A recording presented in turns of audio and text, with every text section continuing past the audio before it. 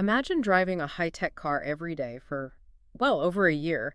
You're running errands, living this highly public life as a huge celebrity, all while the dismembered remains of a missing 14-year-old are just hidden in your trunk. It's honestly a completely jarring reality to even try and process. Right. And today, we are taking a deep dive to cut through the massive media frenzy surrounding the staggering allegations against singer D4V. I mean, real name David Burke. We're looking at the legal complaints to understand the timeline and the mechanics behind his recent arrest for the murder of Celeste Rivas Hernandez. Because the enormous gap between Celeste's disappearance in the spring of 2024 and then the discovery of her body in September 2025, it fundamentally changes how investigators and the public view this case. Yeah, for well over a year, her family was just desperately searching. It's like an hourglass where the sand just stopped. They were left in this cruel, suspended animation. Right, exactly. And typically, in a missing persons case, investigators are looking for a needle in a haystack. But here, the suspect essentially took the needle and kept it in his pocket. The investigation stalled because the primary evidence was highly mobile. Yes, and we really have to look at the sheer logistics of that concealment.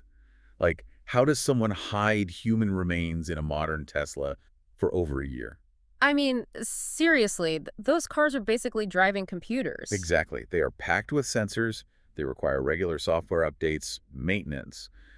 Doing this implies an active, ongoing effort to, mask the smell, avoid valet parking, bypass mechanical inspections. Wow. Yeah, you don't really think about the valet parking aspect. Right. This wasn't some panic decision to bury evidence out in a remote forest.